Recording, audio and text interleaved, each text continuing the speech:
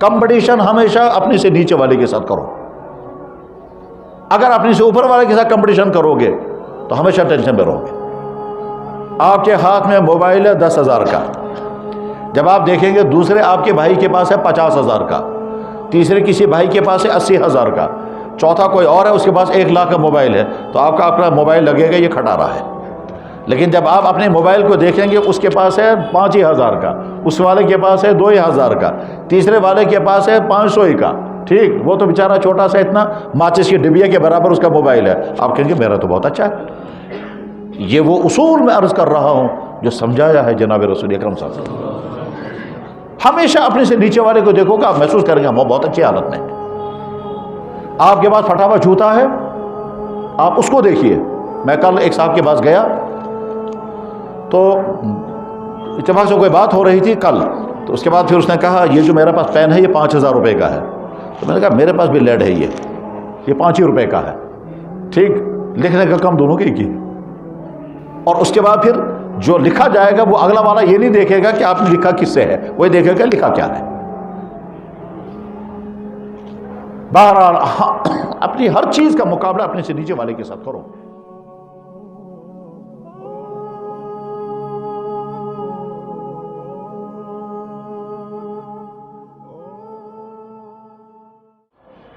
علی هذه الشهادة أشهد أن لا إله إلا الله وأشهد أن محمد رسول الله.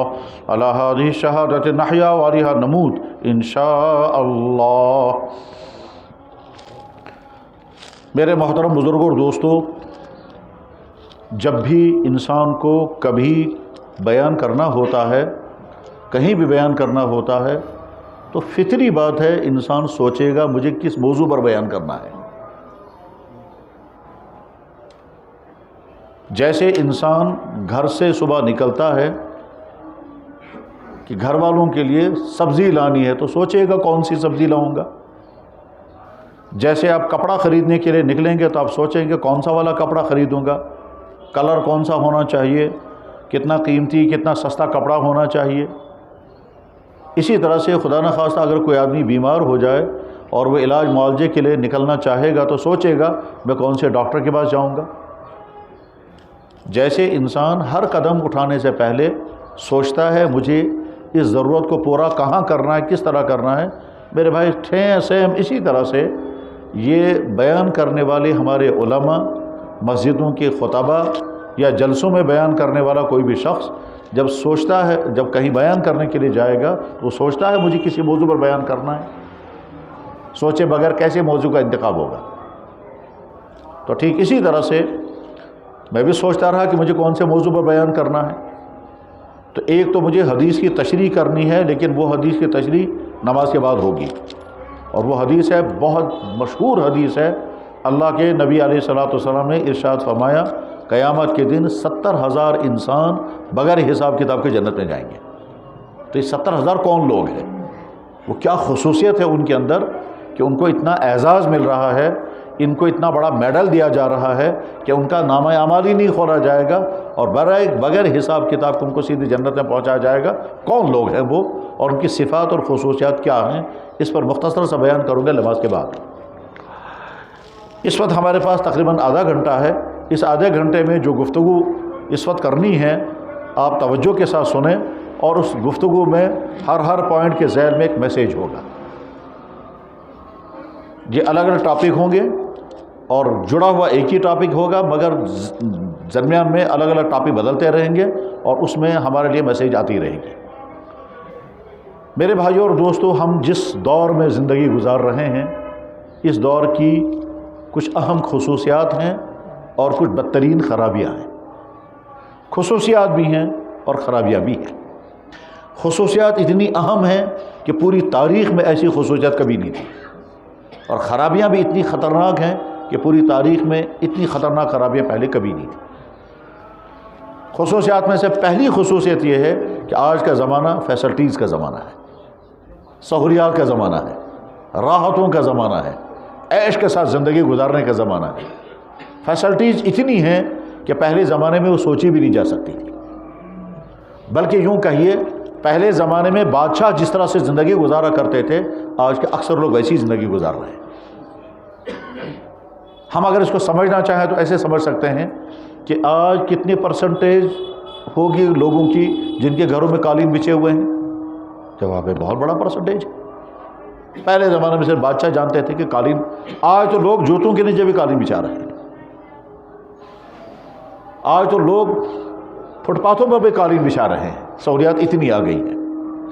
پہلے زمانے میں عام انسان سوچ بھی نہیں سکتا تھا کہ میں ڈرائی فروٹ کھاؤں گا، آج تو تقریباً اکثر گھروں میں ڈرائی فروٹ کھا رہے ہیں لوگ، اور کھا کھا کے تنگ بھی آ گئے۔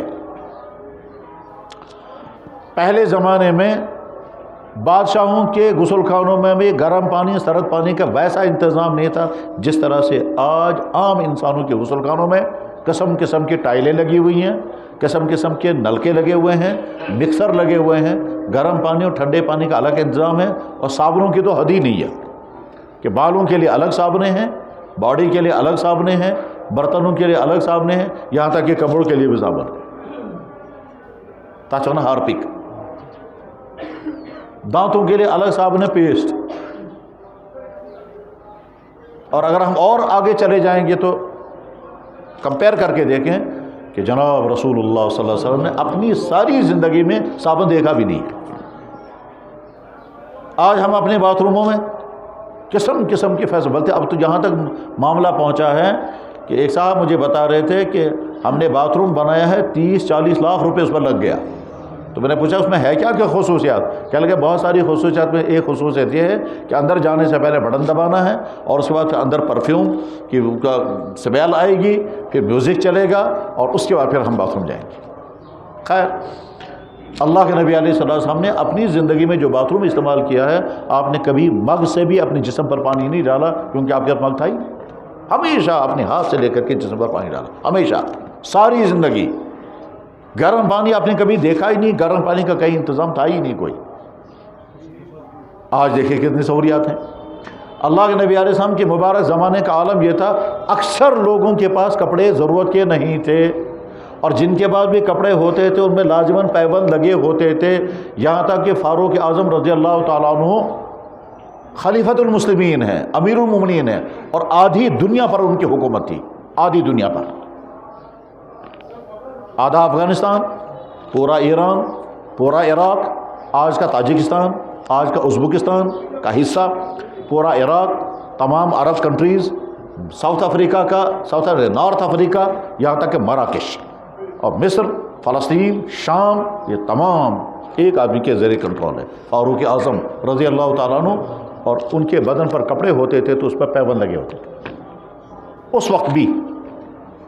یہ تو خیر ان کی دیانتداری تھی، لیکن عام انسانوں کا حال بھی ایسا ہی تھا کہ پھٹے ہوئے کپڑے ہوتے تھے، پیبند دار کپڑے لگے ہوئے ہوتے تھے، اکثر انسانوں کے پاس ضرورت کے کپڑے نہیں ہوتے تھے۔ آج شاید 1% آدمی بھی ایسا نہیں مل سکتا جو یہ کہے گا کہ میں مجبور ہوں پیبند دار کپڑے لگانے کے لیے، میرے پاس دوسرا کوئی ذریعہ نہیں ہے، مجھے کپڑے میں پیبند لگانا پڑے گا کیونکہ گھٹنا۔ ہاں، فیشن کی بنیاد پر تو پیبند لگیں گے، چمڑے کا پیبند لگاتے ہیں فیشن کی بنیاد پر، لیکن بربنا ضرورت پھٹا ہوا کپڑا پہننا پڑے ایسا نہیں۔ خود یہاں کشمیر کی تاریخ میں ایسا پایا گیا ہے کہ گھروں میں بیٹھنے کے لیے گھاس کی چٹائی بھی نہیں ہوتی تھی، پتہ ساسن گرم تاتمنت سنگج، اس میں بیٹھا کرتے تھے۔ آج جیسا کہ میں نے عرض کیا کہ پاؤں کے نیچے بھی قالین بچھے ہوئے ہیں، کتنے ہی لوگوں کے گھروں میں صوفہ ہیں اور نیچے قالین بچھے ہوئے ہیں، جوتا پہن کر کے صوفہ پر بیٹھتے ہیں اور قالین، جوتوں کے نیچے قالین ہے۔ سہولیات یہ ہیں۔ میرے کہنے کا مطلب یہ نہیں کہ ان تمام سہولیات سے ہمیں فائدہ نہیں اٹھانا ہے، میں دور دکھا رہا ہوں کہ دور کون سا ہے آج کا۔ اللہ کے نبی علیہ الصلوۃ والسلام کی مبارک مسجد میں ساری زندگی کبھی کوئی فرش نہیں بچھایا گیا، قالین کی تو بات ہی نہیں ہے۔ وہاں تو اللہ کے نبی علیہ السلام کی مسجد میں چٹائی بھی نہیں بچھائی گئی، ساری زندگی اللہ کے نبی نے ریت میں نماز پڑھی ہے، ریت میں سجدے ہوئے ہیں، بالکل ایسے جیسے ریگستان میں سجدے کیے جائیں گے، ریت بچھا ہوا ہوگا۔ جیسے آپ نے ساری زندگی میں جب بھی سفر کیا، اس سفر میں آپ کے لیے کوئی جائے نماز کبھی نہیں بچھایا گیا، مسجد نبوی میں بھی کوئی فرش نہیں تھا، آپ نے ساری زندگی ریت پر سجدے کیے ہیں۔ امام ہونے کے بعد ظاہر ہے جناب رسول اللہ صلی اللہ علیہ وسلم اس کائنات کے امام تھے، اس امام کی ذات کو بھی، ان کے لیے بھی جائے نماز نہیں تھا۔ لائٹوں کا آج دنیا میں کیسا نظام ہے، بجلی کی ایجاد کے نتیجے میں سارا دنیا نورانی بن گیا، چمکتا ہے ساری رات، بلکہ دن اور رات ایک جیسا ہو گیا۔ اور لائٹ کی برکات کے ساتھ ساتھ لائٹ کی ایک مصیبت یہ بھی ہے، اسی وجہ سے آج کے راتوں میں لوگ جلدی نہیں سوتے ہیں کیونکہ لائٹیں سونے نہیں دیتی ہیں، ٹھیک ہے؟ اور اگر سردیوں میں کبھی لائٹ نہیں ہوتی تو سارا کھٹاکھٹ لوگ سو جائیں گے۔ اب ساری دنیا کا نظام اس وقت کیا بنا ہے؟ آدھی رات تک جاگیں گے، پھر آدھے دن میں صبح کو اٹھیں گے۔ تو جیسے لائٹوں کا آج کے زمانے میں انتظام ہے کہ صاحب بجلی کی لائٹیں الگ ہیں، سولر لائٹیں الگ ہیں، حتیٰ موبائلوں میں لائٹیں الگ، اور جناب رسول اللہ صلی اللہ علیہ وسلم نے اپنے مبارک گھر میں ساری زندگی میں کبھی کوئی چراغ نہیں جلایا۔ طے ہے یہ، حضور کے گھر میں چراغ جلا کہ نہیں؟ بالکل نہیں۔ حضرت عائشہ سے پوچھا گیا آپ کے گھر میں حضور کے زمانے میں کون سا چراغ جلتا تھا؟ حضرت عائشہ نے فرمایا حضور کے زمانے میں ہمارے گھر میں کبھی کوئی چراغ نہیں جلا، ہم نے ساری زندگی گزاری اندھیرے میں۔ آج جو پہاڑوں پر رہنے والا ہے اس کے بعد بھی ٹارچ ہے، اس کے بعد بھی موبائل کی لائٹ ہے، اس کے بعد بھی سولر لائٹ ہے، اس کے بعد بھی 10 قسم کے سسٹم اس وقت ہیں۔ تو لیکن اللہ کے نبی علیہ السلام کے مبارک زمانے میں مسجد نبوی کے اندر 8 سال تک اندھیرے میں نماز پڑھی گئی ہے۔ اگر باہر چاند کی روشنی ہوتی تو ٹھیک، اور اگر چاند کی روشنی نہیں ہوتی تو اندھیرے میں لوگ آتے تھے، اندھیرے میں نماز پڑھتے تھے، اور اندھیرے میں آئیڈیا کر کے نماز پڑھ کر کے نکل جاتے تھے۔ 9 سال ہو چکے تھے مسجد نبوی کو بنے ہوئے، تو پہلا انسان جس نے مسجد نبوی میں چراغ جلایا تھا اس کا نام تھا تمیم داری۔ میں اس کی اور زیادہ تفصیل نہیں بتانا چاہتا اس وقت کیونکہ اگلی بات سمجھانی ہے۔ تو خلاصہ کیا ہے؟ آج کا زمانہ فیسلٹیز کا زمانہ ہے، اور یہ فیسلٹیز سائنسی ترقیات کی بنا پر، انڈسٹری کی ترقی کی بنا پر، اور پیسے کی فراوانی کی بنا پر۔ پہلے زمانے میں بے شمار لوگ وہ تھے جن کو صبح کو چائے کے لیے دودھ نہیں ہوتا تھا، چائے سوا۔ آج شاید ہمارے سماج میں ایک فرد بھی ایسا نہیں ملے گا جو کہے گا کہ میری مالی حالت اتنی کمزور ہے کہ میں صبح کو دودھ مہیا نہیں کر سکتا، بس چائے چوا۔ یہاں کشمیر کی تاریخ میں بے شمار لوگ ایسے گزرے ہیں کہ شام کا چاول وہ صبح کے کڑوی چائے کے ساتھ کھایا کرتے تھے، ترن بتا اس کا میں شام صبح چائے سے۔ آج کوئی بھی نہیں، فیسلٹیز یہاں تک۔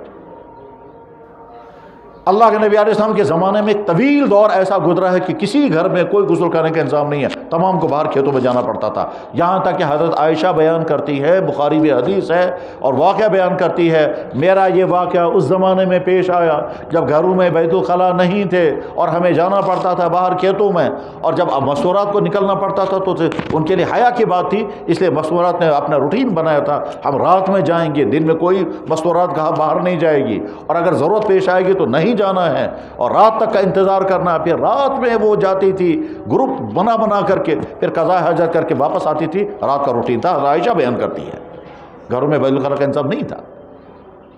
تو غرض یہ کہ آج مسئلہ یہ نہیں گھروں میں بیت الخلا کا انتظام ہے یا نہیں، آج مسئلہ ہے آپ کے باتھ روم میں ٹائلیں کون سی قسم کی ہے۔ اب تو ٹائلوں کا کمپٹیشن ہے۔ تو خلاصہ کیا ہوا؟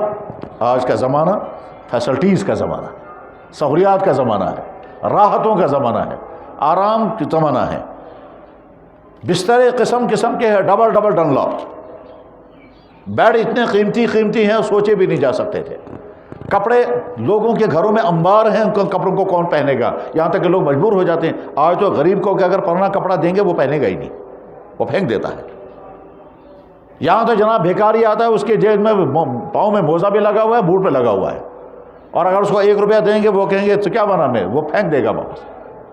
تو گیا بھیکاریوں کا بھی اسٹینڈرڈ اوپر ہو چکا ہے، بلکہ ہم تو یہاں تک کہتے ہیں کہ آج کے زمانے کی بھیکاری ایک زمانے کے دینے والے ہوا کرتے تھے۔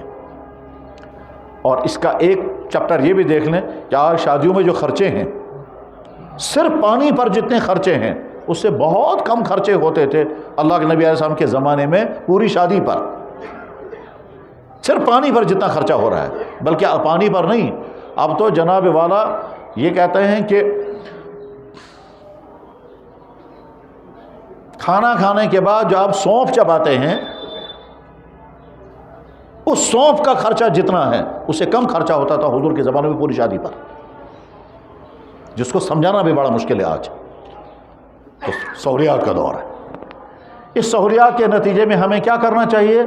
شکر پڑھنا چاہیے، مگر اس کے مقابلے میں انسان چونکہ کمپٹیشن میں پھنسا ہوا ہے، یہ نہیں دیکھتا ہے کہ مجھے کیا کیا میسر ہے، بس یہ دیکھتا ہے مجھے کیا نہیں ہے۔ یہ نہیں دیکھتا ہے مجھے کیا کیا ہے، ہاں یہ دیکھتا ہے میرے پاس کیا کیا نہیں ہے، اور جب یہ ذہن میں رہتا ہے میرے پاس کیا کیا نہیں ہے، اس کا پیٹ کبھی نہیں بھرتا۔ بس یہ جس میں کیا ہے اچھی طرح سے ذہن میں رکھ لیں، اچھی طرح ذہن میں سمجھ کر کے رکھیں۔ اگر یہ گر ہمارے ہاتھ میں آ گیا تو بہت سارے ٹینشن میں بچ جائیں گے۔ کمپٹیشن ہمیشہ اپنے سے نیچے والے کے ساتھ کرو، اگر اپنے سے اوپر والے کے ساتھ کمپٹیشن کرو گے تو ہمیشہ ٹینشن میں رہو گے۔ آپ کے ہاتھ میں موبائل ہے 10,000 کا، جب آپ دیکھیں گے دوسرے آپ کے بھائی کے پاس ہے 50,000 کا، تیسرے کسی بھائی کے پاس ہے 80,000 کا، چوتھا کوئی اور ہے اس کے پاس 1,00,000 کا موبائل ہے، تو آپ کا اپنا موبائل لگے گا یہ کھٹا رہا ہے۔ لیکن جب آپ اپنے موبائل کو دیکھیں گے اس کے پاس ہے 5,000 کا، اس والے کے پاس ہے 2,000 کا، تیسرے والے کے پاس ہے 500 کا، ٹھیک، وہ تو بیچارہ چھوٹا سا اتنا ماچس کی ڈبیا کے برابر اس کا موبائل ہے، آپ کہیں گے میرا تو بہت اچھا ہے۔ یہ وہ اصول میں عرض کر رہا ہوں جو سمجھایا ہے جناب رسول اکرم صلی اللہ علیہ وسلم۔ ہمیشہ اپنے سے نیچے والے کو دیکھو گا، آپ محسوس کریں گے وہ بہت اچھی حالت میں ہے۔ آپ کے پاس پھٹا ہوا جوتا ہے، آپ اس کو دیکھیے۔ میں کل ایک صاحب کے پاس گیا تو اتفاق سے کوئی بات ہو رہی تھی کل، تو اس کے بعد پھر اس نے کہا یہ جو میرے پاس پین ہے یہ 5,000 روپے کا ہے، تو میں نے کہا میرے پاس بھی لیڈ ہے یہ 5 ہی روپے کا ہے، ٹھیک، لکھنے کا کام دونوں کے ایک ہی۔ اور اس کے بعد پھر جو لکھا جائے گا وہ اگلا والا یہ نہیں دیکھے گا کہ آپ نے لکھا کس سے ہے، وہ دیکھے گا لکھا کیا ہے۔ بہرحال اپنی ہر چیز کا مقابلہ اپنے سے نیچے والے کے ساتھ کرو۔ آپ کے پاس سیکنڈ ہینڈ گاڑی ہے، آپ ٹینشن میں ہیں، اس لیے ٹینشن میں ہیں کہ آپ فریش والی گاڑی کو دیکھ رہے ہیں، اور جس کے پاس اپنی فریش گاڑی ہے وہ دیکھ رہا ہے میرا پرانا ماڈل ہے، نیا ماڈل کی گاڑی آ گئی۔ لیکن اگر آپ دیکھیں گے اس انسان کو جس کے پاس سائیکل بھی نہیں ہے تو آپ نے سیکنڈ ہینڈ گاڑی کو بھی غنیمت سمجھیں گے۔ بس یہ بات ختم ہو رہی ہے۔ حضرت شیخ سعدی رحمہ اللہ تعالیٰ کی بڑی خوبیاں بیان کی گئی ہیں، اور ان کی دلچسپ بات یہ بھی کہتے ہیں شیخ سعدی کشمیر بھی آئے ہیں۔ مجھے نہیں معلوم تاریخ کے طور پر یہ بات ثابت ہے یا نہیں، لیکن کتاب میں لکھا ہوا ہے کہ شیخ سعدی کشمیر آئے ہیں شیخ شہاب الدین کے دور حکومت میں۔ یہاں ایک دور حکومت گزرا ہے، ان کو کہتے ہیں شاہ میری دور حکومت۔ یہ شاہ میری دور حکومت ایک خاندان کی حکومت رہی ہے 250 سال تک۔ اس خاندان میں ایک بادشاہ گزرا ہے شہاب الدین، اس شہاب الدین کے زمانے میں شیخ سعدی کشمیر میں آئے ہیں، کہا جاتا ہے، واللہ اعلم صحیح ہے یا نہیں۔ شیخ سعدی کے مشکلات آئیں، اس کو تو جوتا نہیں تھا، 1 مہینے تک پیدل چلتے رہے، تو جب زیادہ ہی پاؤں میں درد ہو گیا تو مسجد میں پہنچے اور دعا کر کہنے لگے یا اللہ اس پوری کائنات میں میرے لیے جوتا بھی نہیں۔ تو شکوہ بھی کیا اور دعا بھی کی۔ جب باہر نکلے تو ایک شخص کو چلتے ہوئے دیکھا، اس کے پاؤں نہیں تھے، فوراً احساس ہو گیا، واپس آ گئے، کہنے لگے یا اللہ میں معافی مانگتا ہوں، مجھے پاؤں کے ہونے پر شکر پڑھنا چاہیے تھا، جوتا نہ ہونے پر مجھے گلہ نہیں کرنا تھا، مجھے غلطی ہوگی۔ بس کیا میسیج نکلا؟ جو آپ کے پاس ہے اس پر شکر پڑھو، جو نہیں ہے اس کا گلہ ذہن میں مت لاؤ۔ کیوں؟ وہ جو آپ کے پاس نہیں ہے اس کی طلب میں آپ جب وہاں پہنچیں گے، اس کے بعد کسی اور کیا اس سے کچھ بڑا سٹینڈرڈ ہوگا، اس کے بعد اس سے کوئی اور سٹینڈرڈ ہوگا۔ سٹینڈرڈ کبھی ختم نہیں ہوتا ہے، آپ کب تک سٹینڈرڈ کا مقابلہ کرتے رہیں گے؟ تو فارمولہ ذہن میں رکھ لیں، دین کے معاملے میں مقابلہ کرو اپنے سے اوپر والے کے ساتھ، اور دنیا کے معاملے میں مقابلہ کرو اپنے سے نیچے والے کے ساتھ۔ جب آپ نے موبائل ہاتھ میں رکھا، اگر آپ نے دیکھا 10,000 کے موبائل، اس کا کمپیئر کیا 5,000 کے موبائل سے، آپ کہیں گے میرا بہت اچھا ہے۔ لیکن اگر آپ نے مقابلہ کیا 40,000 والے کے ساتھ، 50,000، آپ کہیں گے میرا تو گھٹا رہا ہے، یہ تو کچھ بھی نہیں۔ یہ مصیبت عورتوں میں زیادہ ہوتی ہے کہ عورت جب دوسرے گھر میں جائے گی وہ فوراً دیکھے گی ان کا مکان کیسا ہے، ان کے پردے کیسے ہیں، ان کی کراکری کیسی ہے، ان کا سسٹم کیسا ہے، ان کی میٹنگ کیسی ہے۔ اگر لگا ان کا ہم سے اعلیٰ ہے تو فوراً ذہن میں آئے گا ان کی شکست ہوتی، اور اگر ان کا لگا کچھ نہیں ہم اچھے ہیں تو وہ کہیں گے یہ کچھ نہیں ہے ہم بہت کچھ ہیں۔ تو یا کبر لے کر کے آئے گی اور یا طلب دنیا لے کر آئے گی۔ اسلام نے عورتوں کو باہر نکلنے کا حکم نہ، اس کی ایک وجہ یہ بھی ہے، یہ جو ہی باہر نکلے گی وہ نیا میسج لے کر آئے گی۔ چنانچہ میں ایسے گھر کو جانتا ہوں جس میں طلاق ہوئی ہے صرف اس بات پر کہ بیوی کہتی تھے نئے کپ لانے ہیں، شوہر کہتا تھا سارے الماریاں بھری ہوئی ہیں، اب کون سے نئے کپ لانے تھے؟ میں نے سوچا کروڑ شکست نبر شامل نئے کپ، باہر اتنے اچھے اچھے کپ آئے ہیں، وہاں اسی پہ لڑائی ہو گئی تو طلاق ہو گئی۔ بس یہ بات چیپٹر ختم ہو گیا۔ اس زمانے کی دوسری خصوصیت یہ ہے، اس زمانے کی دوسری خصوصیت یہ ہے کہ انفارمیشن کا زمانہ ہے، سائنس کا زمانہ ہے۔ ہر چیز کی تحقیقات کا زمانہ ہے. اس تحقیقات کے نتیجے میں بال کی کھال نکالی جا رہی ہے. ان تحقیقات کا نتیجہ یہ نکلنا چاہیے کہ ہم کو اللہ کی زیادہ سے زیادہ معرفت ہونی چاہیے، کیونکہ اللہ کو سمجھنے کے لیے آج کا علم جتنی مدد دیتا ہے پچھلے زمانے میں اتنی مدد نہیں ملتی تھی. ایک ایک چیز کی تحقیق ہو رہی ہے. مثلا یہاں کشمیر میں گھاس ہوتی ہے تچونا سوائی، اس لیے تمام لوگ کہتے تھے سوائی سے مصیبت، بلکہ ایک زبان میں سوائی کا نام ہے شیطان. یونانی یا ترکی زبان میں سوائی کو شیطان کہتے ہیں، اور یہ لکھا ہوا ہے کشمیر کی تاریخ میں. کشمیر کی تاریخ ہے، اس کا نام ہے تاریخ حسن. اس میں کشمیر کی پیداوار کیا کیا ہیں، ان پیداواروں میں سوائی کا نام جہاں لکھا ہے تو اس میں لکھا ہے ایک زبان میں اس سوائی کو شیطان کہتے ہیں. کیوں؟ یہ جس انسان کو بھی لگتی ہے اس کو کھجلی اٹھاتی ہے. تو ظاہر ہے پہلے زمانے میں نہیں جانتے تھے یہ کیا چیز ہے. آج چونکہ تحقیقات کا زمانہ ہے، اسی سے نگر شہر کے ڈاکٹر نے مجھے کہا کہ 20 بیماریوں کا علاج سوائی سے نکل گیا. بتاؤ یار ایک بیماری مجھے بھی بتاؤ. کہنے لگے پہلی بیماری جس کا علاج اس میں نکل گیا وہ ہے کشن. مطلب یار الٹ بنا، سوائی سے کشن اٹھتا ہے یا سوائی سے کشن ختم ہوتا ہے؟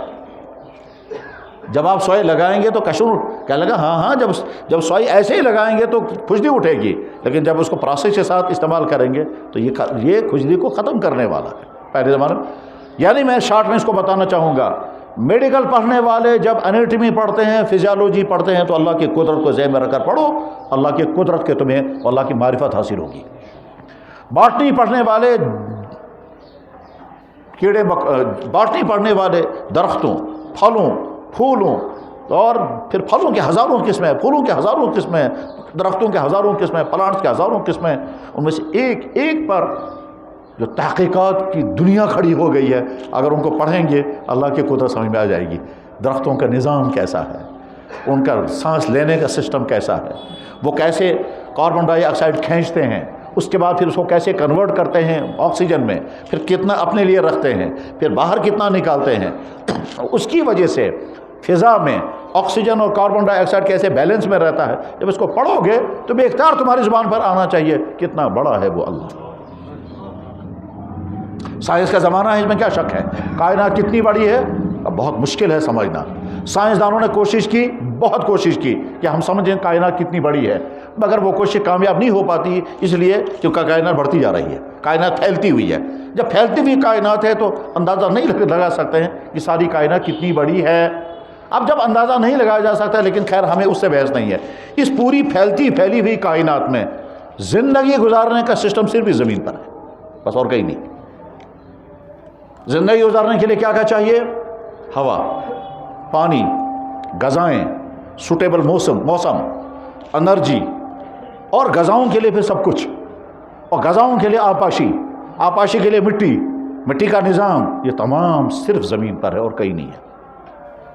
اس کائنات اور کہیں زندگی نہیں ہے، زندگی صرف زمین پر ہے.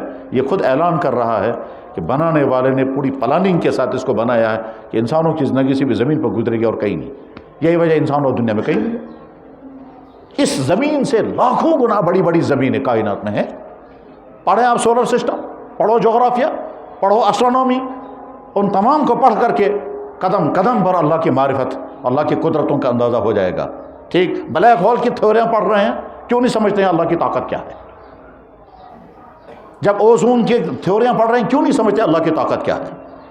جب ہم سورج کی انرجی کو پڑھ رہے ہیں، کیوں نہیں سمجھتے اللہ کی طاقت کیا ہے؟ اور جب باڈی کی سائنسیں پڑھتے ہیں تو کیوں نہیں سمجھتے اللہ کی طاقت کیا ہے؟ ابھی صبح میرے پاس ایک آدمی آیا، اس کی بہت خطرناک قسم کی سرجری ہوئی ہے منہ کے اندر. اس سرجری کا نقصان اس کو کیا ہوا ہے؟ کہتا منہ کے اندر پانی بننا بند ہو گیا، لہذا ہر 5-6 منٹ کے بعد اس کو پانی کا گلاس چاہیے. ہر 5-6 منٹ کے بعد اس کو پانی پینا ہے، کیونکہ منہ میں پانی نہیں بن رہا ہے. اب کیوں نہیں ہم سمجھیں گے کہ پانی بننے کا سسٹم اللہ نے کیا بنایا ہے، پانی بننے کا سسٹم اللہ نے کیا بنایا اور اس کا فائدہ کیا ہے. تو غرض آج کا دور علم کے پھیلاؤ کا دور ہے، اور اس علم کے پھیلاؤ سے ہم اللہ کی قدرت کو بہت اچھی طرح سے سمجھ سکتے ہیں، بشرطے کہ سمجھنے کا ارادہ کریں. ہر علم اللہ کی طرف لے جا سکتا ہے. چاہے علم کی جون سی بھی قسم آپ پڑھیں، جانوروں کی تھیوریاں پڑھیں، کیڑے مکوڑوں کی پڑھیں، ستاروں کی پڑھیں، زمین کی پڑھیں، مٹی کی پڑھیں، پتھروں کی پڑھیں. زمین کے اندر پانی کے سسٹم کو پڑھیں، مٹی کی قسموں کو پڑھیں، مٹی کی قسمیں الگ الگ ہیں، ریت کی قسمیں الگ الگ ہیں، کیڑے مکوڑوں کے ہر کیڑے مکوڑے کی قسمیں، اور اس سے ایک قدم اور آگے بڑھ کر کے اگر بیکٹیریاؤں کی سسٹم کو پڑھیں گے تو اور عقلیں حیران ہو جائیں گی، پھر ڈی این اے کو پڑھیں گے تو اور عقلیں حیران ہو جائیں گی، اور یہ سب خدا کی قدرتوں کی بہترین نشانیاں۔ ظاہر ہے اللہ کے نبی علیہ السلام کے زمانے میں نہ بیکٹیریا کی تھیوریاں تھیں نہ ڈی این اے کی تھیوریاں تھیں، وہ تو آج ہیں، وہ تو آج ہیں۔ بہرحال آج کے زمانے کی خصوصیت کیا ہے؟ سائنسی پھیلاؤ، تحقیقات کا سنبھار ہے۔ ان تمام تحقیقات سے انسان یا تو اللہ کے قریب جائے گا، اللہ کی معرفت حاصل ہوگی، اور نہیں تو انسان پڑھتا رہے گا، واہ واہ کرتا رہے گا اور ویسے ہی رہے گا۔ تو یہ دور ہمیں میسیج دیتا ہے کہ اللہ کو پہچاننے کا۔ پہلے زمانے میں غذا کھاتے تھے، مقصد صرف دو، ٹیسٹ اور بھوک کا مٹنا۔ آج جب ہم غذا کھائیں گے ہم اچھی طرح سے سمجھ سکتے ہیں کس غذا میں calcium, protein, potassium, iron, phosphorus, vitamin کیا کیا ہے۔ اب جب ہم پڑھیں گے کتنی بڑی اللہ کی طاقت ان سبزیوں میں کیا کیا رکھا، ایسا پالک پتے ہیں، یوں مسل دیں گے ختم ہو جائیں گے، سب زیادہ آئرن اس میں رکھا، نام ہے پتے، آئرن اس میں۔ ہر غذا کے اندر کیا کیا ہے آج کے زمانے میں ہم سمجھ سکتے ہیں۔ صحابہ تو نہیں جانتے تھے، نہ اللہ کے نبی نے سمجھایا وہ سب کس غذا میں کیا ہے، وہ تو اتنا جانتے تھے بھوک لگی گوشت کھایا، بھوک لگی دودھ پیا، بھوک لگی اور اس کے بعد پھر خشک روٹیاں کھائیے، ستو کھایا، ختم۔ آج کا دور وہ ہے، تو دور سائنسی دور ہے۔ اس سائنسی دور سے ہم اللہ کو جتنا گہرائی کے ساتھ سمجھ سکتے ہیں اس سے پہلے زمانے میں نہیں سمجھ سکتے تھے، مگر آج جتنا پڑھتے ہیں اتنا ہی اللہ سے دور ہوتے جا رہے ہیں۔ تیسری خرابی جو آج کے دور میں ہے وہ یہ کہ جتنے گناہوں میں ڈوبی ہوئی زندگی آج کے دور میں ہے، اس سے پچھلی تاریخ میں کبھی نہیں تھا۔ یہاں تک کہ زمانہ وہ اب چل رہا ہے کہ اب جرموں کو بھی جرم ماننے کو لوگ تیار نہیں، بلکہ جرموں کو لیگلائز کیا جا رہا ہے۔ آج کا زمانہ وہ ہے، جرائم کو باقاعدہ قانونی شیپ دے کر کے اس کو الاؤ کر دیا جائے، اعلان کر کے کہا جائے اس میں کوئی حرج نہیں ہے۔ ثبوت اس کے ہزاروں ہیں، میں ایک ثبوت بتاتا ہوں۔ کیا صاحب؟ جو چیز جانوروں کی فطرت کے بھی خلاف ہے اس کو انسانوں کے لیے قانون بنا کر کے پیش کیا جا رہا ہے، یعنی ہم جنس پرستی، ہوموسیکچولیٹی، جو جانوروں میں بھی نہیں ہے، جو فطرت کے بھی خلاف ہے، جو مقصد انسانی کے بھی خلاف ہے، اس کو ساری دنیا میں بڑے بڑے سکالر اس کو الاؤ کرنے میں لگے ہوئے ہیں۔ پارلیمنٹیں، عدالتیں، میڈیا، صحافی، سکالر سارے لگے ہوئے ہیں کس بات کر؟ وہ جو نیچر کے خلاف ہے، حتیٰ کہ فراڈ کیے جا رہے ہیں۔ فراڈ کیا کہتے ہیں؟ ڈاکٹروں پر دباؤ ڈالا جا رہا ہے، آپ کہیے اس میں کوئی بیماری نہیں ہے، وہ کہتے ہیں صاحب میڈیکل کہہ رہا ہے بیماریاں ہیں، وہ کہتے ہیں نہیں صاحب ہمارا جو مشن ہے وہ مشن فیل ہو جائے گا، آپ کہیے تو میڈیکل کی کتابیں تبدیل ہو رہی ہیں۔ کسی طرح سے یہ ہو جانا چاہیے۔ کیوں ہو جانا چاہیے؟ دنیا میں انسانوں کی آبادی گھٹ جائے گی اور جن کو ساری دنیا کے سورسز سے عیش اڑانے ہیں وہ ہم کو مل جائیں گے، تو آبادی کو ختم کرنے کے لیے سارے پلان ہیں۔ اور کہا جا رہا ہے کہ صاحب یہ تو نیچر ہے، مرد کے پیچھے دوڑے گا اور عورتیں کے پیچھے دوڑیں گی، جو جانور بھی نہیں کرتے۔ تو دور وہ ہے کہ جرائم کو لیگلائز کیا جا رہا ہے، اور لیگلائز کرنے کے بعد پھر اس کو الاؤ کیا جا رہا ہے، دور وہ ہے۔ اور یہ جناب رسول اللہ صلی اللہ علیہ وسلم پہلے بتا چکے تھے کہ ایسا ہوگا۔ صحابہ کرام کو تعجب ہوا تھا، مگر اللہ کے نبی نے چونکہ فرمایا تھا ایسا ہوگا، ہم اس دور کو دیکھ رہے ہیں۔ اس لیے ایمان والوں کو اچھی طرح سے سمجھنا چاہیے کہ جس چیز کی وارننگ ہم کو ہمارے نبی نے پہلے دی، جو چیز ہم کو ہمارے نبی نے پہلے سمجھائی، ہم اسی دور کو دیکھ رہے ہیں۔ اور اللہ کے نبی نے دجالی دور، سامنے کچھ اور ہوگا، پس پردہ کچھ اور ہوگا، مقصد کچھ اور ہوگا، در پردہ مقصد کچھ اور ہوگا۔ جناب کیا کیا فراڈ دنیا میں کیے جاتے ہیں۔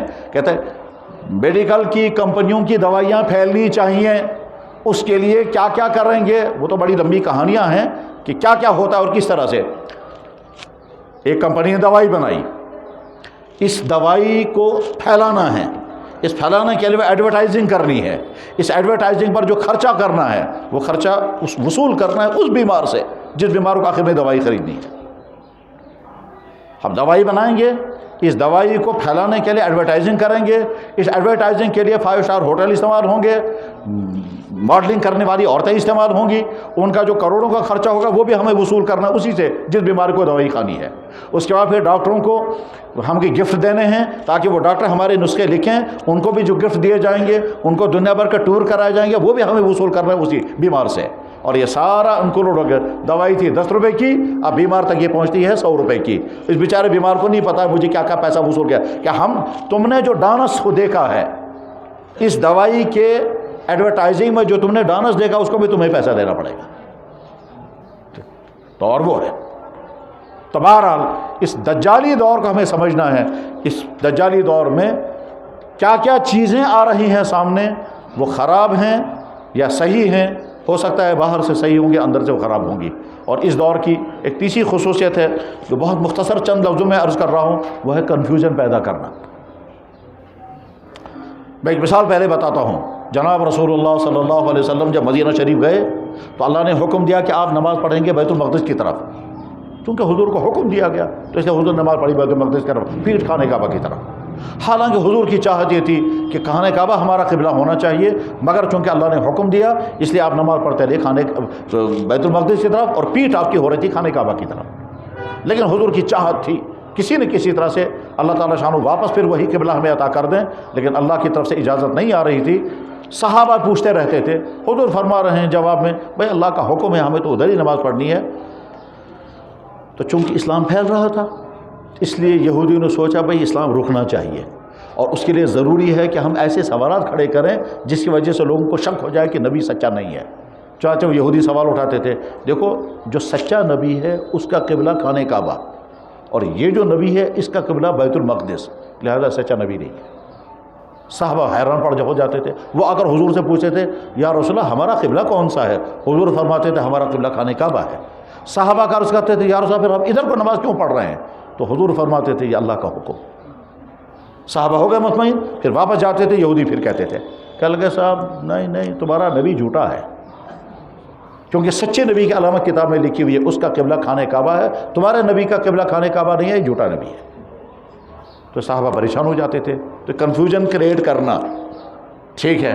17 مہینے جب گزر گئے، قرآن میں اس کا تذکرہ موجود ہے، سیقول السفہاء من الناس ما ولاهم عن قبلتهم التي كانوا عليها. 17 مہینے گزر گئے، اللہ نے حکم بھیج دیا کہ آپ قبلہ بدل دیجئے، آپ کا قبلہ آج کے بعد خانہ کعبہ. تو بس اعلان ہو گیا اور خانہ کعبہ قبلہ بن گیا، قرآن میں تذکرہ آ گیا، صحابہ خوش ہو گئے. یہودیوں نے کہا یار یہ تو ہمارا بس سوال ہی ختم ہو گیا. تو چونکہ ان کا مقصد تھا کنفیوژن پیدا کرنا، تو اب انہوں نے دوسرا سوال کھڑا کیا. کہنے لگے صاحب ٹھیک ہے آپ کا قبلہ بدل گیا، مگر یہ بتائیے آج تک جو آپ لوگوں نے نمازیں پڑھی ہیں وہ صحیح ہوئی یا غلط؟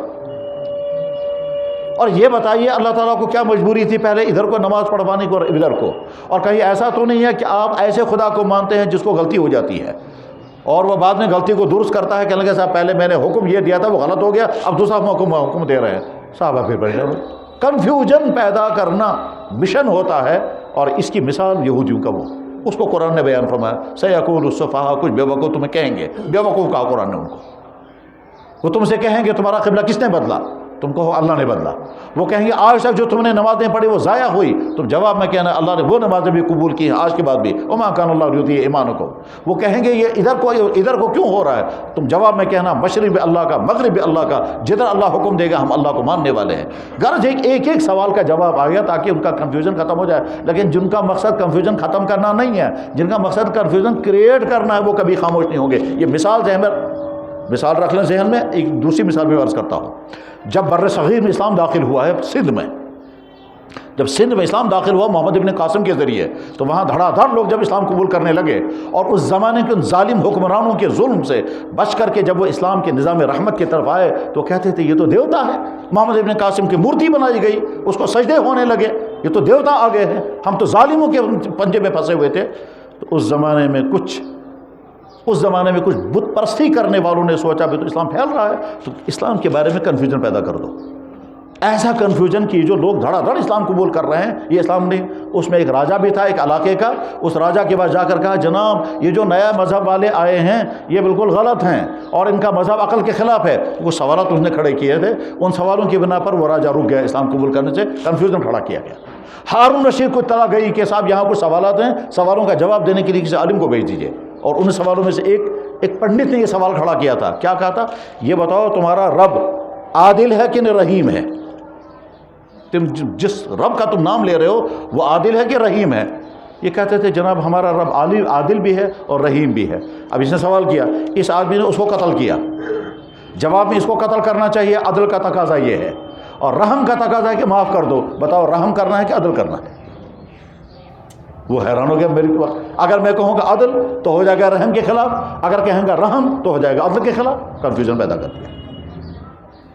دوسرا سوال اس نے کھڑا کیا، یہ بتاؤ صاحب خدا تعالیٰ ہر چیز پر قادر ہے؟ کہنے لگا بالکل ہر چیز پر قادر ہے۔ کہنے لگا یہ بتاؤ خدا اپنے جیسا بنا سکتا ہے یا نہیں؟ اگر تم کہو کہ بنا سکتا ہے اس کا مطلب دو خدا ہو گئے، اور اگر تم کہو کہ نہیں بنا سکتا ہے اس کا مطلب خدا ہر کچھ نہیں کر سکتا۔ سوال دینے والا پریشان ہو گیا، کنفیوژن پیدا کرنا۔ اس کے بعد اس کا جواب کیا دیا گیا مجھے ابھی وہ نہیں سنانا ہے، ٹائم اتنا نہیں ہے۔ میں سمجھانا یہ چاہتا ہوں کہ آج کا زمانہ کنفیوژن پیدا کرنے کا زمانہ ہے، اور یہ ساری چلنے لگی ہوئی ہیں اسی کام کے لیے۔ کیا صاحب؟ مسلمان کنفیوز ہو جانا چاہیے، اور اگر آپ جواب دیں گے اس کے بعد پھر دوسرا کنفیوژن کھڑا کریں گے، اور کنفیوژن کے لیے کچھ ایشوز چاہیے۔ ان ایشوز میں سے کبھی اٹھائیں گے عورت کا مسئلہ، کبھی اٹھائیں گے حضرت عائشہ صدیقہ کا نکاح کا مسئلہ، کبھی اٹھائیں گے کچھ مقصد کنفیوژن۔ اچھی طرح سے ذہن میں رکھ لیں، آج کا میڈیا اس کا 90% کام جو ہے وہ صرف کنفیوژن پیدا کرنا ہے، اور اس میں کچھ مسلمان بھی لگے ہوئے ہوتے ہیں۔ عقل مند انسان وہ ہے جو اپنے آپ کو کنفیوژن کا شکار نہ ہونے دے۔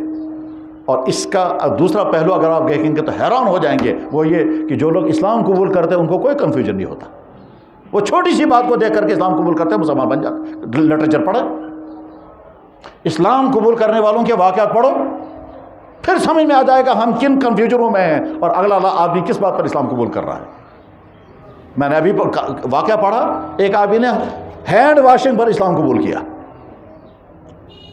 اور مسلمان بحث کر رہے تھے۔ جس جگہ اس نے کلمہ پڑھا وہاں مسلمان بحث کر رہے تھے، کنفیوژن۔ اور وہ بیچارہ کہا لگا صاحب میں نے تو پہلی مرتبہ سنا کہ آپ کے نبی نے 1400 سال پہلے ہینڈ واشنگ کی تھیوری دی ہے۔ مطلب اسے پوچھا گیا انگریز سے آپ مسلمان کیوں ہو گئے؟ اس نے کہا ہینڈ واشنگ کی تھیوری سے۔ انہوں نے پوچھا کیسے؟ انہوں نے کہا صاحب جب کووڈ آ گیا اور ڈاکٹروں نے کہا ہینڈ واشنگ کرو، میں نے ایک مسلمان کلیگ سے کہا تم ہینڈ واشنگ کیوں نہیں کرتے؟ اس نے کہا تمہارے کہنے سے ہم کیوں کریں گے، ہمارے نبی نے تو ہم کو پہلے ہی کہا ہے کرنے کو۔ میں نے اس پہ پوچھا تمہارا نبی کہاں ہے، میں بھی اس سے ملاقات کروں گا۔ اس نے کہا وہ آج نہیں ہے، وہ تو گزر چکے ہیں 1500 سال پہلے۔ میں نے اسے پوچھا کیا ہے تمہارا ہینڈ واشنگ کا فلسفہ؟ اس نے کہا ہم دن میں 5 مرتبہ وضو کرتے ہیں، اور وضو میں ہم کو ہاتھ دھونے ہوتے ہیں، اور یہ وضو کے دوران بھی کم سے کم 5-7 مرتبہ ان ہاتھوں کو دھوتے ہیں۔ پھر ہم کھانا جب کھاتے ہیں تو پہلے بھی ہاتھ دھوتے ہیں، بعد میں بھی دھوتے ہیں۔ کھانا 2-3 مرتبہ کھائیں گے تو 2-3 مرتبہ ہاتھ دھوئیں گے، پھر جب بھی ہم واش روم جائیں گے تو ہاتھ دھوئیں گے۔ تو اس طرح سے ہمارا 10-15 مرتبہ ہینڈ واشنگ ہو ہی جاتی ہے، الگ سے ہمیں میڈیکل کی ضرورت نہیں ہے۔ کہتا ہے اس بات کو سن کر میں نے ارادہ کر لیا کہ میں ان کے نبی کے لائف سٹوری پڑھوں گا، اور اس کے بعد پھر میں نے کتاب ڈھونڈی، اور کتاب لکھی ہوئی تھی کس کی؟ اس انسان کی جو پہلے کافر تھا اور وہ مسلمان ہوا، اس نے سیرت کی کتاب لکھی، دا پرافٹ آف ڈیزرٹ، اور اس کے بعد اس کو پڑھ کر کے مسلمان ہو گیا۔ کس پر؟ ہینڈ واشنگ پر۔ تو ہینڈ واشنگ کی طور پر آدمی مسلمان ہو رہا ہے، اور ہمارا مسلمان کنفیوز ہو رہا ہے اسلام کے۔ تو کنفیوژن کا شکار اپنے آپ کو مت ہونے دیں، اچھی طرح سے سمجھیں۔ اگر کسی مسئلے کے بارے میں کنفیوژن کہیں کسی نے کیا، اور یہ المیہ ہے آج کے زمانے میں، کیا صاحب فلم والوں کو لائیں گے وہ اسلام پر ڈسکشن کریں گے، کہ سیاسی لیڈروں کو لائیں گے وہ اسلام پر ڈسکشن کرنے لگیں گے۔ دنیا کا کوئی مضمون ایسا نہیں ہے، میڈیکل کی سائنس میں کہیں کسی غیر میڈیکل والے کو نہیں لاتے، لا کے کسی چیپٹر پر کسی غیر لا والے کو نہیں لاتے۔ یہاں تک کہ ایسا بھی ہوا کہ اسلام کے کسی حکم کے بارے میں رائے پوچھی جا رہی ہے آٹو والے سے، آپ کیا کہتے ہیں اسلام کے اس بارے میں، اور پھر میڈیا والے سنائیں گے صاحب عوام کی میجر تعداد جو ہے وہ یہ کہہ رہی ہے۔ تو کنفیوژن سے اپنے آپ کو بچائیں، اور جب کسی مسئلے کے بارے میں سوال پیدا ہو جائے، کسی مسئلے کے بارے میں سوال پیدا ہو جائے، یاد رکھنا چاہیے یہ سوال آپ کے ذہن میں اس سے پہلے آ چکا ہوگا یہ، اور ہمارے امت کے علماء نے اس سوال کے بال کی کھال نکال دی ہوگی، اور سوال حل کیا جا چکا ہوگا، آپ کے ذہن میں آ جائے، امت اس سے پہلے جان چکی ہے۔ میں کل لولا میں تھا، ایک آدمی نے مجھ سے سوال کیا، کہنے لگا قبر مشا عذاب انسان روحس کن جسمس، میں تو بس یہ کہا میں سوال ہو ذہن، میں تو سے کیا سوال ہو ذہن پر، یہ تو صحابہ کے زمانے سے سوال آ چکا ہے اور جوابات بھی آ چکے ہیں۔ کیا لگا نہیں سمجھا، میں نے کہا تم خواب میں ڈرتے ہو، تمہاری روح ڈرتی ہے کہ جسم ڈرتا ہے؟ بس کچھ نہیں ہوتا۔ غرض یہ کہ کنفیوژن کا شکار اپنے آپ کو مت ہونے دیں، کنفیوژن کے شکار اپنے آپ کو مت ہونے دیں۔ وہیں لورا میں مجھے لڑکے نے سوال کیا، کہا لگا میں جالندھر میں پڑھتا تھا، وہاں کسی ہندو عورت نے مجھ سے سوال کیا، ہندو عورت نے مجھ سے سوال کیا یہ، اور اس کی وجہ سے وہ مقصود تھا وہاں کے اکثر مسلمان کو کنفیوز کر دیا تھا۔ تو کنفیوژن سے اپنے آپ کو بچائیں، بس یہ ہے میسیج اور بھی چند باتیں بتانی تھی لیکن ٹائم ختم ہو گیا، اور بس آخری بات میں عرض کر رہا ہوں اس وقت کہ انشاءاللہ یہ مسجد جہاں ہم اس وقت نماز پڑھ رہے ہیں یہ بڑی اہم ترین جگہ کی مسجد ہے، اس کی اہمیت سب کے سامنے ہے، بیان کرنے کی ضرورت نہیں کہ اس کا لوکیشن کتنا اہم ہے اور یہ کتنا اہم ترین مقام پر یہ مسجد ہے۔ مسجد کے منتظمین کا ارادہ یہ ہے کہ ہم اس مسجد میں توسیع کریں گے، اس مسجد میں اضافہ کریں گے، تو ضرور تو اضافہ کیا جانا چاہیے۔ جب مجھے وہ ایک منتظم بتا رہے تھے کہ ہم چاہتے ہیں مسجد میں توسیع کریں گے تو مجھے ایک دم خیال آ گیا، اور خیال بھی آ گیا دلچسپ، وہ یہ کہ جناب رسول اللہ صلی اللہ علیہ وسلم نے جب اب مسجد نبوی تعمیر کی، مسجد نبوی تعمیر ہوئی تو 7 سال کے بعد آپ نے ارادہ کیا مسجد کی توسیع کریں، اور آپ نے فرمایا اس طرف کی یہ زمین کون خریدے گا؟ تو حضرت عثمان بن عفان رضی اللہ تعالیٰ عنہ کھڑے ہو کے میں خریدوں گا، چلتے حضرت عثمان بن عفان نے بائیں طرف کی زمین خریدی اور مسجد میں شامل کر دی گئی۔ تو حضور نے خود اپنے زمانے میں مسجد کی توسیع کی تھی۔ مسلمان کو جب ایمانی جذبہ آتا ہے تو پھر کبھی کبھی حیرت انگیز واقعات بھی ہوتے ہیں، مسلمان کو جب ایمانی جذبہ آتا ہے تو کبھی کبھی حیرت انگیز واقعات بھی ہوتے ہیں اور تعجب خیز واقعات ہوتے ہیں۔ مسجد کے حوالے سے مجھے واقعہ یاد آ گیا، میں سنا دیتا ہوں کہ ایک جگہ مسلمانوں کی مسجد تھی، وہاں اس زمانے میں ایسے لوگوں کی حکومت تھی جو اسلام کے مخالف تھے، ٹھیک، انہوں نے زبردستی مسجد پہ قبضہ کیا، مسجد کو مسمار کر دیا، شہید کر دیا، اور شہید کرنے کے بعد پھر وہاں اپنا عبادت خانہ بنانے کا انہوں نے پلان بنایا۔ مسلمان وہاں پریشان تھے، انہوں نے کورٹ میں کیس دائر کیا، کورٹ میں جج تھا انگریز، اور یہ 1947 سے پہلے کی بات ہے، 1947 سے پہلے کی بات ہے۔ مسجد شہید کر دی گئی، وہاں گرودوارہ بنانے کا پلان تھا، مسلمانوں نے کورٹ میں کیس دائر کیا، جج نے کہا بھائی ہم دیکھیں گے پہلے جہاں جس بارے میں جس زمین کے بارے میں ڈسپیوٹ ہے وہ اگر گرودوارے کی زمین ہے تو ہم گرودوارہ بنوانیں گے، اور اگر مسجد کی زمین ہے تو مسلمانوں کو واپس کریں گے، لیکن کل صبح ہمیں پتہ چلنا چاہیے وہاں کیا ہے، لہذا ہم صبح کو کمیشن بھیجیں گے، سودا سبن کمیشن، وہاں پتہ چلے گا وہاں کیا ہے، وہاں تو مسجد شہید کر دی گئی۔ بہرحال اگلے دن صبح کو کمیشن آنا ہے، شام کو عصر کے بعد محلے والوں نے میٹنگ کی کہ مسجد شہید ہو چکی ہے، کل کو کمیشن آئے گا، وہ رپورٹ لے کے گا یہاں کچھ نہیں ہے، اور جب کچھ نہیں ہے تو فیصلہ ہو جائے گا گردوارہ بناؤ۔ لہذا کیا کرنا چاہیے؟ حل یہ ہے کہ مسجد کھڑی ہونی چاہیے۔ عصر کے بعد میٹنگ ہوئی، مغرب کی اذان سے پہلے فیصلہ ہو گیا کہ صبح تک مسجد ہمیں کھڑی کرنی ہے، چنانچہ مغرب کے بعد مسجد کی تعمیر کا کام شروع ہوا، مرد، عورتیں، بالغ، نابالغ تمام، اور فجر کی اذان کے بعد مسجد کھڑی کر دی۔ فجر کی اذان اسی مسجد میں ہوئی، اسی مسجد کو دیکھ کر کے پھر علامہ اقبال نے کیا کہا تھا، مسجد تو بنا دی شب بھر میں ایمان کی حرارت والوں نے، من اپنا پرانا پاپی تھا برسوں میں نمازی بن نہ سکا۔ یہ اسی مسجد کو دیکھ رکھا تھا، یہ لاہور کا واقعہ ہے، وہ مسجد آج بھی موجود ہے۔ پھر اقبال نے جب شعر کہا تو کسی نے کہا علامہ آپ خود کیا ہیں؟ تو کیا لگا میں کیا بتاؤں گا میں کیا ہوں؟ پھر اپنا سنایا، اقبال بڑا اپدیشک ہے، من باتوں میں موہ لیتا ہے، گفتار کا یہ غازی تو بنا، کردار کا غازی بن نہ سکا۔ یعنی کچھ تو واریاہ کرا مگر یہ تو آسن گوسو تیچھس۔ غرض یہ کہ یہ مسجد انشاءاللہ نئی تعمیر ہوگی، یہ منتظمین ان کی ذمہ داری ہے کہ علماء کی رہنمائی لیتے رہیں، اور نئی تعمیر کرنی ہے پوری کی پوری کرنی ہے یا صرف ایکسٹینشن کرنا ہے، اور اگر ایکسٹینشن کرنا ہے تو اس میں شرعی مسائل کیا ہوں گے، اور عوام کی ذمہ داری ہے کہ زیادہ سے زیادہ تعاون دیں، اور تعاون جب دیں گے تو مسجد انشاءاللہ عالیشان ہوگی، اور یہ ہماری تاریخ کا ایک اہم ترین حصہ دور رہا ہے۔ اللہ تعالیٰ شان ہو ان منتشر باتوں کو ہم سب کے لیے ہدایت کا ذریعہ بنائے۔ وآخر دعوانا ان الحمدللہ رب العالمین۔ بس ایک حدیث سنا کر میں بات ختم کر رہا ہوں۔ میرے بھائیوں، جس دور میں ہم زندگی گزار رہے ہیں، اس دور کے بارے میں اللہ کے نبی نے فرمایا صحابہ کرام سے، اگر تم دین کے 90% پر عمل کرو گے اور 10% کو چھوڑ دو گے تب بھی تمہاری پکڑ ہو جائے گی، اور ایک زمانہ ایسا آئے گا میرا امتی اگر 10% پر عمل کرے گا اور 90 پر عمل نہیں کر پائے گا تب بھی نوازا جائے گا۔ شاید ہم اسی دور میں ہیں اس وقت۔ تو بہرحال کوشش یہ کرنی ہے کہ دین کے ایک ایک جز پر عمل کریں، فکری طور پر، عملی طور پر، اخلاقی طور پر، معاشرتی طور پر، تجارتی طور پر، ہر اعتبار سے مسلمان بن کر زندگی گزارنی ہے۔ وآخر دعوانا ان الحمدللہ رب العالمین برحمتک یا ارحم الراحمین۔